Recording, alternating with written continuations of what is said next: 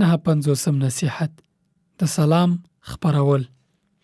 په خلکو سلام اچول یا سلام ویل د انسان درجه لوړوي، جنت ته د تللو لامل کیږي او د خلکو زړونو کې مینه ډیریږي.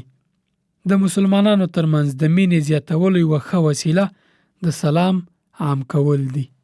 د صحیح مسلم په یو حدیث کې رسول الله صلی الله علیه وسلم فرمایلی: لا تدخلون الجنة حتى تؤمنوا ولا تؤمنوا حتى تحابوا اولا ادلكم على شيء اذا فعلتموه تحاببتم افشوا السلام بينكم. ژباړه: جنت ته نه داخليږئ مګر دا چې ایمان راوړئ، او ایمان نشئ راوړلی تر هغې چې خپلو کې مینه ونه کړئ. آیا تاسې ته داسې کار ونه ښایم چې په ترسره کولو یې ستاسې منځ کې مینه زیاتیږي؟ په خپلو منځونو کې سلام خپور کړئ. یعنې ستاسې ایمان هغه وخت پوره کیږي چې خپلو کې د کرکې پر ځای محبت وکړئ، او دا محبت هغه وخت ستاسې منځ کې ټینګېدای شي چې تاسې په یو بل سلام اچول عام کړئ او خپور یې کړئ. کله چې د مسلمان ورور ترڅنګ تېرېدې نو ورته ووایه: السلام علیکم ورحمت الله وبرکاته یا السلام علیکم ورحمت الله. 60 نصیحت له اړتیا پرته له خلکو څه غوښتل. رسول الله صلی الله علیه وسلم له دې منع کړي چې که د انسان وس کېږي له بل چا دې څه وغواړي. په یو حدیث کې مبارک فرمایلی: من تکفل لی الا یسأل الناس شیئا واتکفل له بالجنه فقلت انا فکان لا یسأل احدا شیئا.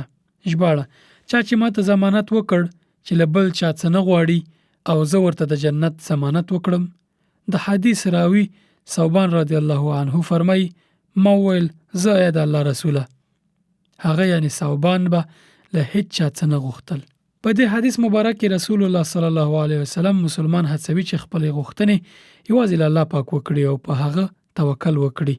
د انسانانو له احتیاج ځان خلاص کړي او په الله پاک پورې خپل احتیاجات وتړي. کله چې رسول الله صلی الله علیه وسلم د جنت د ضمانت خبره وکړه، ثوبان چې د هغه مبارک خادم وو وعده وکړه چې زه دا کار نه کوم، او له هغې وروسته یې له هیڅ چا څه نه غوښتل.